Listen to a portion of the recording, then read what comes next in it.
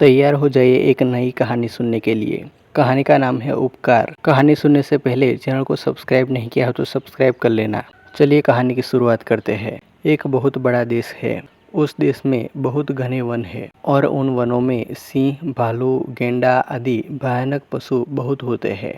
बहुत से लोग सिंह का चमड़ा पाने के लिए उसे मारते हैं। गर्मी के दिनों में हाथी जिस रास्ते झरने पर पानी पीने जाते हैं, उस रास्ते में लोग बड़ा और गहरा गड्ढा खोद देते हैं। उस गड्ढे के चारों ओर भाले के समान नोक वाली लकड़ियों को गाड़ देते हैं। फिर गड्ढे को पतली लकड़ियों और पत्तों से ढक देते हैं। जब हाथी पानी पीने निकलते हैं तो उनके दल में सबसे आगे आगे चल रहा हाथी गड्ढे के ऊपर बिछी टहनियों के कारण गड्ढे को देख नहीं पाता और जैसे ही टहनियों पर पैर रखता है, टहनियाँ टूट जाती है और हाथी गड्ढे में गिर जाता है।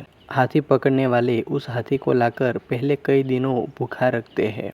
गड्ढे में भी हाथी कई दिन भूखा रखा जाता है, जिससे कमजोर हो जाने के कारण निकलते समय बहुत उधम न मचाए।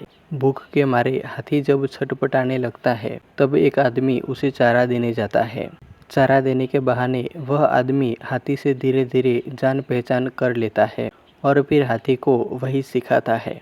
शिक्षा देने के बाद हाथी को लोग बेच देते हैं। कई बार हाथी पकड़ने के लिए जो गड्ढा बनाया जाता है, उसमें रात को धोखे से हिरण, नीलगाय, चीते या जंगल के दूसरे पशु भी गिर जाते हैं। गड्ढा बनाने वाले उन्हें भी निकाल लाते हैं। हाथी पकड़ने वालों ने अफ्रीका के जंगल में एक बार हाथी फंसाने के लिए गड्ढा बनाया और ढक दिया। रात में एक सिंह उस गड्ढे में गिर पड़ा। सिंह किसी छोटे पशु को पकड़ने दौड़ा होगा और भूल से गड्ढे में जा पड़ा होगा। एक शिकारी उधर से निकला। उसने सिंह को गड्ढे में गिरा देखा। वीर पुरुष किसी को दुख में देखकर उसे मारते नहीं, उसकी सहायता करते हैं। सिंह बार बार उछलता था, परंतु गड्ढे के चारों ओर गड़ी नोक वाली लकड़ियों से उसे चोट लगती थी और वह फिर गड्ढे में गिर जाता था। शिकारी ने एक रस्सी में 2 लकड़ियों को बांधा और पेड़ पर चढ़ गया। पेड़ पर रस्सी खींचकर उसने लकड़ियां उखाड़ दी।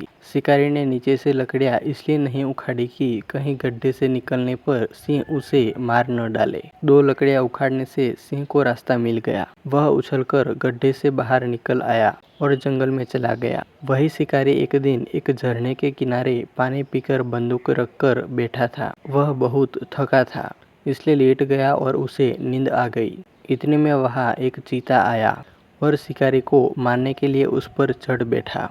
बेचारा शिकारी डर के मारे चिल्ला भी न सका। इतने में एक भारी सिंह जोर से गरजा।